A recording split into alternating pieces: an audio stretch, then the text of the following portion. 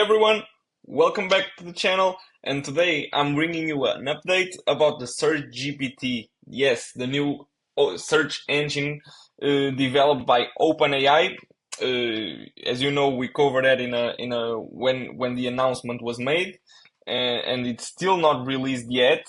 But apparently, some users, some a very limited amount of users already tried the tool, and here we have some early analysis and user feedback that I want to share with you. So, OpenAI SearchGPT prototype shows potential to challenge Google, but early analysis reveals limitations and need for further development.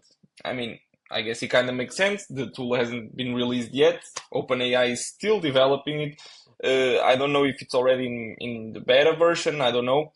I know that you can join the waitlist, and I personally joined, but I still haven't received any update from or any email from OpenAI. So I guess it's super limited for now. And yeah, here on the highlights, it says that SearchGPT shows promise, but still needs some refinement. It excels at summarization, but lacks Google breadth. And that OpenAI may integrate SearchGPT features into ChatGPT. We had spoken about this. It's what makes sense. It's to integrate the SearchGPT search engine into ChatGPT so you can have like a whole ecosystem to explore. Okay. So yeah, as we said in the last video, OpenAI has introduced the prototype of SearchGPT, which is an AI-powered search engine, and their goal is to use AI and all this revolution to challenge Google and to compete with Google. But I guess that apparently it's still not possible. Yeah, exactly. The launch has sparked considerable interest, leading to discussions about its potential to compete with Google. Okay. However, early studies and user feedback indicate that while SearchGPT shows promise, it has limitations and still needs more refinement. Okay, now let's go to conclusions and analyze the results obtained by SearchGPT against Google. Okay, so we have this SEO software company called SE Ranking that conducted an in-depth analysis of the SearchGPT performance and compared it to Google and also to Bing. Okay, this study found that SearchGPT search results are 73% similar to Bing's, but only 46% similar to Google's.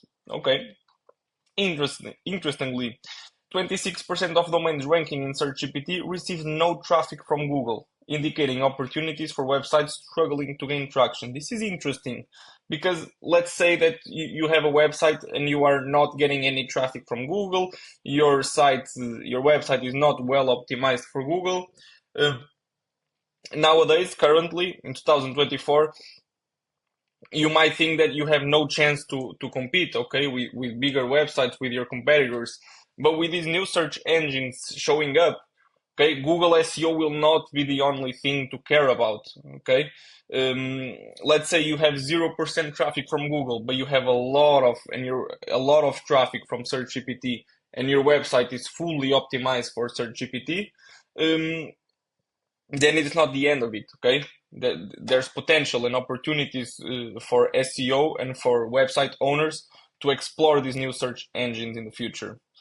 The study highlighted some of SearchGPT's key features, including the ability to summarize information from multiple sources, provide a conversational interface for refining searches, offering an ad-free user experience. Yeah, OpenAI has said before, we work on a subscription business model, not on an ads one. I don't know how will it be in the future, of course, everything changes. But for now, I guess that you wouldn't be outranked by sponsored websites or for people spending and investing money into OpenAI ads. Okay, you would just need a subscription, a paid subscription to access, and I guess it will be the same for every website. If you want to rank, you need to provide value. However, the research noted that SearchGPT lacks the variety and depth of Google search results, especially for navigational, transactional, and local searches. Yeah, I can see these local searches, even on ChatGPT, the 4.0 model, they are kind of, okay, you cannot rely 100% on them, especially when you're not in a big center or in a big metropolis. Okay, the local searches and the local queries are still a little bit limited. For transactional, I assume that the users that tested this search GPT engine were searching for, I don't know, products. I don't know, let's say like buy AirPods or something. I don't know, but it has to do with shopping because I read it somewhere else. The study also suggests that SearchGPT favors authoritative, well-established websites, with backlinks being a significant ranking factor. Well, I can see this happening because, as we said, this model hasn't been released yet. Okay, so SearchGPT has to benchmark somewhere, and I guess the reference here, the benchmark, will be Google, and they will copy, I guess, Google search results, which are these well-established websites with backlinks being a significant ranking factor. Yeah, because there's not yet a model to rank or an algorithm to rank on SearchGPT because it's still in a very early stage. They might be using Google as a reference, okay? And that's why these well-established websites are the ones are the ones being favored by SearchGPT. Yeah, this is natural. They have no prior experience in this field. They are using Google as a reference. Makes sense. Here it says that around 32% of all SearchGPT results came from media sources, increasing to over 75% for media-related queries. Okay. Also, SE Ranking noticed that SearchGPT also needs some improvement, in providing the latest news, as some new results were outdated. Yeah, we can also see this in ChatGPT as of now. When you ask for news, it usually gets it right, but sometimes it hallucinates a little bit and gives you very outdated news that are not relevant. Okay, I believe this is also going to be improved because it just makes sense. It just doesn't make sense for such a powerful model to still hallucinate. Now, user experiences and limitations reported by the Washington Post. Yeah, apparently Washington Post interviewed some users that tried the search engine, okay? And apparently there are some mixed reviews. Some users praised the tool's summarization capabilities and found it more helpful than Google's AI-generated answers for certain queries, which makes sense because OpenAI AI models are generally better than the Google ones. I think Gemini still needs to catch up a little bit until it's as good as ChatGPT. Others, however, found SearchGPT's interface and results less impressive than those of smaller competitors like Perplexity. Okay? The article also highlighted instances where SearchGPT provided incorrect or hallucinated information, a problem that has plagued other AI chatbots. Yeah, that's the problem with AI now in September 2024. Sometimes it still hallucinates, so you cannot yet rely 100% on these AI models, okay? But guys, come on, it's a matter of time. It's a matter of time. Things are developing super fast, faster than we all imagine. Okay, I remember looking at ChatGPT 3.0 and being amazed, and now we're already on the 4.0 with way more capabilities, way more advanced. So it's just a matter of time until the AI is 100% reliable. Okay, or at least 99.9%. Well, let's keep going on. The article also highlighted Google's advantage in handling shopping and local queries due to its access to specialized data, which can be expensive to acquire. Spoke about that before. Yeah, the shopping and local queries are still very limited on this search GPT model, search engine, I'm sorry. Now, looking ahead, OpenAI's plans for SearchGPT and potential impact on the market.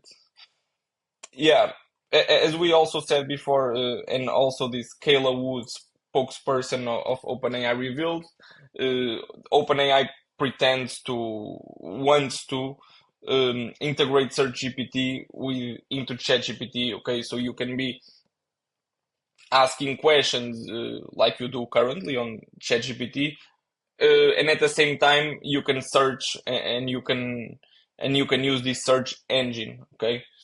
When asked about the possibility of including ads in SearchGPT, Wood stated that OpenAI's business model is based on subscriptions, but didn't specify whether SearchGPT would be offered for free or as part of ChatGPT subscription. Um, I feel like this for now, in the beginning, you will probably need the ChatGPT Plus subscription, and at some point when things are more advanced and ready to go public 100% for everyone, it will eventually become free, I believe. Despite the excitement surrounding SearchGPT, Google CEO Sundar Pichai recently reported continued growth in the company's search revenue, suggesting that Google may maintain its dominant position even with the emergence of new AI-powered search tools. Well, this is not news for everyone. Google is still the king of search engines of the internet, and yeah, of course, Google is still maintaining its dominant position. We're not talking here about the next 1 or 2 years.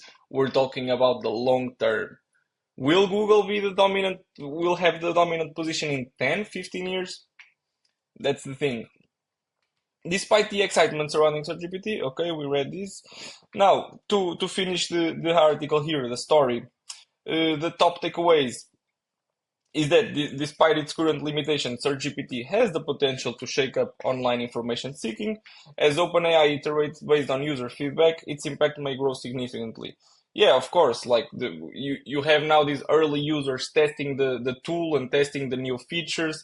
They will give feedback obviously to OpenAI, and I guarantee you guys that OpenAI will listen to the users' feedback and do whatever it can to improve in order to have a proper search engine. Like we don't see, we have Google, we have Bing. The others are not as good, not as reliable, whatever. Integrating SearchGPT's best features into ChatGPT could create a more powerful info-seeking tool. The proposed subscription model raises questions about competition with free search engines and user adoption. Yeah, that's the beautiful thing about competition, because if OpenAI wants to charge you for its search engine, and let's say Perplexity or Google, because probably Gemini will be integrated with Google as well. If you see those models being free, OpenAI will not charge a subscription to use the model. Okay, it's just competition 101. While Google search revenue and specialized query handling remain strong, SearchGPT could carve out its own niche.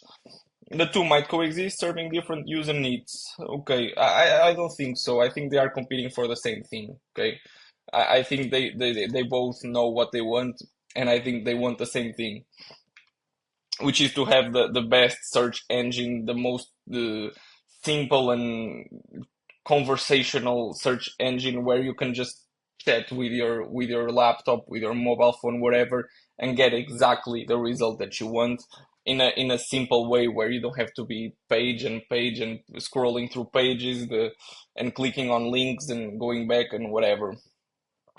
Finally, for SearchGPT to truly compete, OpenAI must address accuracy issues, expand query capabilities, and continuously improve based on user input.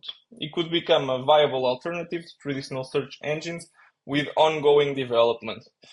And yeah, guys, that's the story for today. We are following this SearchGPT search engine very closely because I want you to bring the latest updates and be the first one to tell you. Um, and I want to be the first one to test it and bring it to you guys, because I think it's interesting. Us in the SEO space, we're always looking for new opportunities to increase website traffic, and while right now you do it on Google, eventually you will have new search engines that will present a lot of opportunities. So yeah, guys, stay tuned for this story. I will keep following it close. I hope you liked the video. If you are not a subscriber yet, please subscribe to the channel and like this video if it was helpful. I hope to see you in the next video. Thank you.